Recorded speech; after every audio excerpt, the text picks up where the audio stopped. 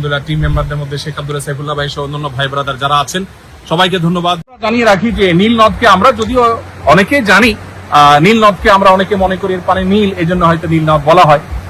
মূলত নীল এটি সেই গ্রিক শব্দ থেকে এসেছে, অনলাইনে সার্চ করলে আমরা অনেকেই দেখতে পাবো।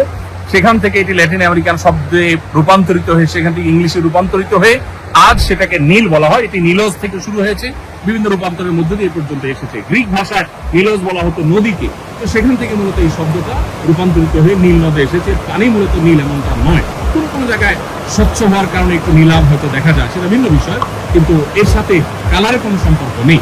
তো আল্লাহ তাআলার অসংখ্য অজস্র কুদরত আল্লাহ তাআলা আমাদেরকে দেখার মতো এই পৃথিবীতে রেখেছেন, তার মধ্যে থেকে একটা এই কুদরত। আমরা যদিও উগান্ডা এসেছি একটি দিনী প্রোগ্রামকে কেন্দ্র করে, আমাদের প্রবাসী বাংলাদেশি ভাইদের উদ্যোগে আয়োজিত একটি দিনী প্রোগ্রাম ছিল, সেখানে আমরা শরীক হয়েছি। সেখানে বাংলাদেশি ভাই বোনদের মিলন মেলায় পরিণত হয়েছে এবং সেখান থেকে আলহামদুলিল্লাহ আমরা এসেছি এই লেক দেখার জন্য, এই নদী দেখার জন্য।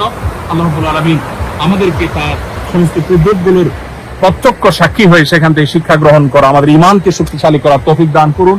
এই সেই নীল নদের পানি, যেটা হয়তো আমরা অনেকেই ইউটিউবে সোশ্যাল মিডিয়াতে নানাভাবে আমরা হয়তো দেখে থাকবো, কিন্তু এর সাথে যে কোরআন হাদিসের বর্ণনার যোগসূত্র আছে সেটা কিন্তু আমরা অনেকেই জানি না। পানিগুলো কিন্তু বেশ স্বচ্ছ এবং পরিষ্কার মাশাআল্লাহ, এবং অনেক মাছ কিন্তু আমরা দেখতে পেয়েছি এখানে।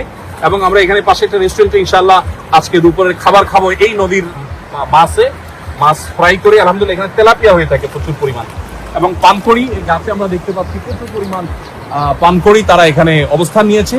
এই নদীর পানি থেকে তারা রিজিক আহরণ করে তারা সেখানে সমবেত হয়, আবার এখান থেকে তারা চলে যায়। এটা তাদের মিটিং পয়েন্ট বলতে পারি। তো আল্লাহ তাআলার এই কুদরতের সাক্ষী হতে পেরে সত্যি আমরা অনেক বেশি আনন্দিত, গর্বিত। আল্লাহ রাব্বুল আলামিনের কাছে শুকর আদায় করি। এবং আমাদের সাথে আলহামদুলিল্লাহ টিম মেম্বারদের মধ্যে শেখ আব্দুল্লাহ সাইফুল্লাহ ভাই সহ অন্যান্য ভাই ব্রাদার যারা আছেন সবাইকে